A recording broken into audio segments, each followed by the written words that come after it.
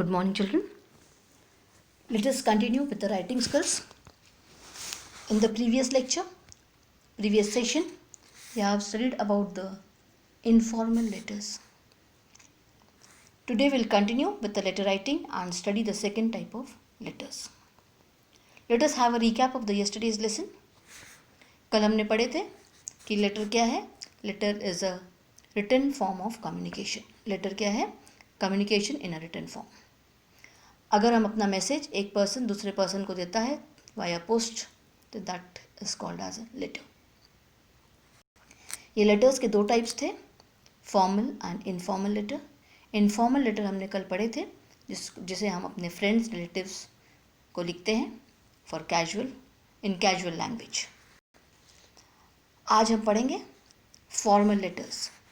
ये formal letters जो हैं ये बिजनेस और प्रोफेशनल पर्पस से लिखे जाते हैं और इसमें सिंपल लैंग्वेज यूज़ होती है, but that is a formal language. इसमें कैजुअल अप्रोच नहीं चलता है.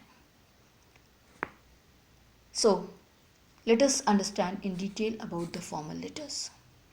फॉर्मल लेटर्स जो हैं ये कब लिखे जाते हैं? They are written for inquiry, placing orders, complaints, permissions, request to the higher authorities, applications for leave और applying for the jobs etc.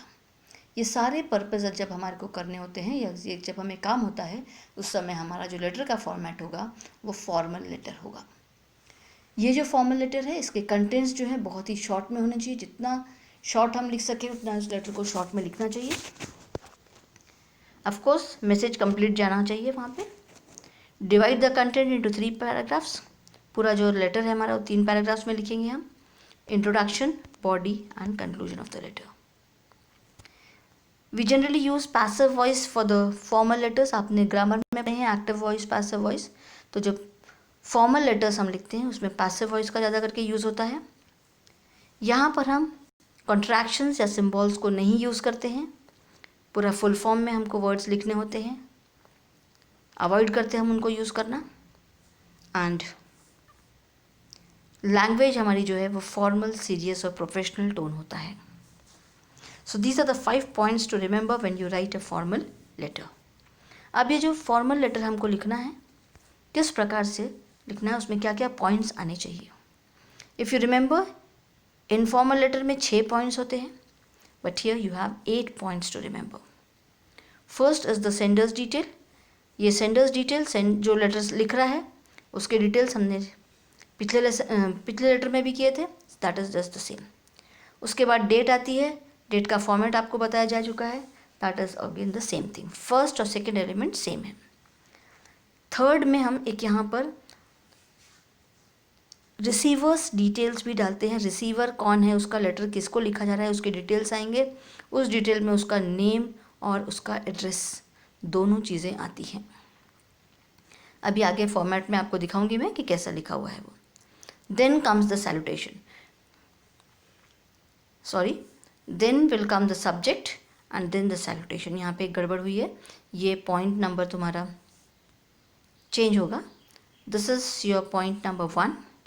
This is 2. This is 3. And this is 4. And here this comes to be 5. Salutation जो है subject के बाद आएगा. Subject आपको एकदम short में बताना है. आपको एक सेंटेंस में, एक लाइन में बताना है कि आपका क्या पर्पज़ है लेटर लिखने का. उसके बाद हम सैल्यूटेशन लिखेंगे. फिर हमारे लेटर की बॉडी आएगी. उसके बाद complimentary closing and then the name and signature of the sender. जो भी लेटर लिख रहा है उसके नेम और signature. Of course it's you. तो इस प्रकार से 2 चीज़ें ज़्यादा लिखनी है हमको. एक तो है रिसीवर्स एड्रेस और दूसरा है सब्जेक्ट. ये 2 चीज़ों को ध्यान में रखना है आपको. ये 2 एक्स्ट्रा चीज़ें हम यहाँ पर फॉर्मल लेटर्स में लिखते हैं जो कि इनफॉर्मल लेटर में नहीं होती हैं. So please remember this. बाकी सारी चीज़ें सेम हैं जैसा हमने वहाँ किए थे. Only there is a change in the language. इसका फॉर्मेट देख लेंगे हम.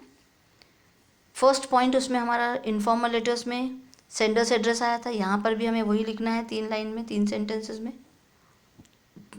After that, after you finish with the address, date लिखना है सेम. ये 2 पॉइंट्स सेम है जो हमने पहले के लेटर में लिखे थे। इसमें फिर से जैसे हमने वहाँ पे डेट के बाद में एक लाइन छोड़े थे, यहाँ भी एक लाइन छोड़ेंगे हम। और लाइन छोड़ने के बाद में हमको रिसीवर्स एड्रेस, किसको हम लेटर लिख रहे हैं वो लिखना है। पहले हम लिखते थे to the manager, to the editor, अब वो टू वर्ड नहीं लिखना है, डायरेक्ट हम रिसीवर का एड्रेस लिखेंगे, वहाँ पे नाम लिखेंगे मैनेजर, टू नहीं लिखना है, direct the manager, name of the company, the principal, name of the school and Nagpur. ऐसे 3 लाइन में उसको हमको लिखना है, रिसीवर्स एड्रेस और नेम। देन सब्जेक्ट एकदम शॉर्ट में आप बताएंगे कि आपका लेटर लिखने का मकसद क्या है, पर्पस क्या है। और उसके बाद में नेक्स्ट लाइन से आपका सैल्यूटेशन चालू होगा, और सैल्यूटेशन के बाद में आपकी बॉडी आएगी लेटर का main content. Then you have a complimentary closing and name and sign of the sender. ये अगेन सेम चीज़ें हैं, बट यहाँ पे वर्ड्स जो हम यूज़ कर रहे हैं, लैंग्वेज जो यूज़ कर रहे हैं वो डिफरेंट होगी from the informal letter. Let us have a look at a formal letter so that you can understand the things very clearly. Here I have given an example about a letter to the school principal. You are the class captain. Your class students wish to visit the museum of Nagpur. So you have to write a letter to your school principal to ask for permission.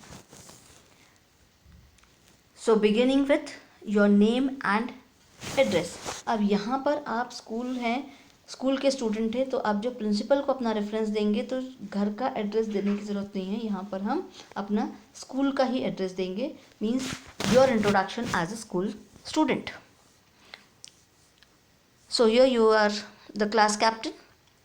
उसके बाद comma डाले हमने, class section लिखे, then school name MGCHHS Mahatma Gandhi. अब यहाँ पर आप बोलेंगे कि अभी हमको बताया गया कि एब्रीविएशंस कॉन्ट्रैक्शंस नहीं यूज़ करना है, that is not to be used in the body of the letter. यहाँ पर हम Mahatma Gandhi centennial Sindhu high school लिखते जाएंगे तो 2 लाइन आपको वहीं पे लग जाएगी। इसलिए हमने जब ऐसा दिख रहा है कि कुछ बहुत बड़ा नाम है तो उसका एब्रीविएशन वहाँ हम डाल सकते हैं।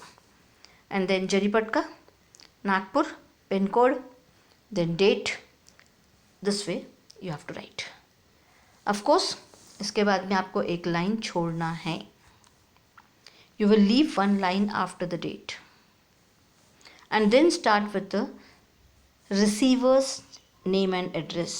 रिसीवर कौन है यहाँ पर, किसको लेटर लिखना है आपको, प्रिंसिपल को, तो यहाँ पर आपने डाले the principal, MGCHS school, Jaripatka, Nagpur. Area same है इसलिए हमने यहाँ पे फिर से पिन कोड नहीं डाले, इसमें शॉर्ट में एड्रेस चलेगा। एंड देन एक लाइन छोड़ के आपको लिखना है सब्जेक्ट। यहाँ पे फिर से एक लाइन छोटी हुई है और उसके बाद में हमने डाले सब्जेक्ट। सब्जेक्ट एकदम शॉर्ट में, जो लेटर की हेडिंग होगी आपको समझ में आएगी कि लेटर की हेडिंग क्या डालना है, वही हम यहाँ पर सब्जेक्ट में डाल देते, application for permission to visit the museum. If you know that person as a whether it is a sir or madam आप वहाँ लिख सकते, नहीं मालूम है तो जनरली ऑफिशियल लेटर्स में हम सर लिख सकते हैं, हमेशा सर डाल देना। अगर आपको मालूम है पर्टिकुलरली कि वो मैडम है then you can write here madam instead of sir, otherwise sir will also do. Sir के बाद कॉमा डालना है। और लैंग्वेज देखो यहाँ पर कितना चेंज है। With due respect we the students of class 10th A beg to submit the following for your kind and favorable consideration। Language एकदम फॉर्मल है, how are you, I am fine, ये सब चीज़ें इसमें नहीं आती हैं, ये याद रखना। So this was the formal beginning of the letter. Second paragraph में हमारा मेन कंटेंट आएगा कि क्यों लिख रहे हैं हम letter. We wish to visit the museum of our city next Saturday. We have always been longing to visit this museum as it has replicas of all the world heritage sites. We are very keen to visit as we have studied about it in our history lesson. Thus, this visit would be very useful from the educational point of view and we don't want to lose this opportunity. So it's a humble request to consider our application positively and permit us. We shall remain ever grateful for this act of kindness. यहाँ पे हमारे letter का तीनों paragraphs complete हुए. After that एक complementary closing करना है आपको. Thanking you in anticipation. ये थैंकिंग यू हम पर्सनल लेटर्स में नहीं लिखते, ध्यान रखना है आपको. यहाँ पे लिखना कंपलसरी है. Thanking you in anticipation, yours obediently Akash Sharma. Yours लिखे, ओबीडियंटली. योर ओबीडियंट स्टूडेंट भी लिख सकते आप. योर ओबीडियंट लिखेंगे तो एस नहीं लगेगा, एल वाई नहीं लगेगा, ये याद रखना. एस और एल वाई एक साथ जाते हैं. और उसके बाद आपका full name. So this is the way you write a formal letter to an official, to an higher authority. यहाँ पर फिर से ये देखना आपने कि अलाइनमेंट जो आपका पूरा लेफ्ट है, हर एक वर्ड आपका लेफ्ट में मार्जिन के टचिंग में शुरू होना चाहिए, एक लाइन में हमको दिखना चाहिए. So please be careful about writing this.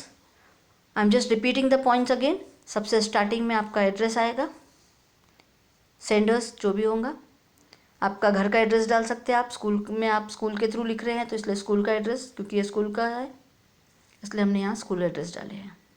Then the date, format date का सेम 5 नवंबर वर्ड में. नंबर्स को आपने नंबर में लिखे हैं, बाकी जो मंथ है उसको आप स्पेलिंग में लिखेंगे. Then you have left one line, एक लाइन छोड़ के हमें रिसीवर कौन है यहाँ पे, प्रिंसिपल, तो उनका नेम नहीं लिखते generally, the designation. Then address MGCSH school Jaripatka Nagpur. और उसके बाद में एक लाइन छोड़कर सब्जेक्ट. सब्जेक्ट शॉर्ट में application for permission to visit to the museum. Then salutation generally हम सर यूज़ करते हैं. अगर आपको इन पर्टिकुलर मालूम है कि वहाँ मैम है कोई तो आप मैडम लिख सकते, but generally it is sir. एक और चीज़ यहाँ नोटिस करेंगे आप, रिस्पेक्टेड सर पहले हम लिखते थे, अभी ये ट्रेंड गया है क्योंकि सर का मतलब ही हम किसी को रिस्पेक्ट दे रहे हैं करके होता है, इसलिए यहाँ रिस्पेक्टेड लिखने की ज़रूरत नहीं है. You can only simple sir लिख सकते हैं आप. और उसके बाद में आपका लेटर का पूरा कंटेंट आएगा इन वेरी शॉर्ट 3 पैराग्राफ्स. उसके बाद में एक कॉम्प्लीमेंट्री एंडिंग होगी उसकी. उसके पहले हमको थैंक यू लिखना ज़रूरी है. थैंकिंग यू इन एंटिसिपेशन, सिर्फ सिंपल थैंक यू भी लिख सकते हैं आप. योर्स ओबीडियंटली, कॉमा डालना है हर एक के बाद में, आकाश शर्मा. लास्ट में अपना नाम, और नाम के बाद में फुल स्टॉप नहीं डालना.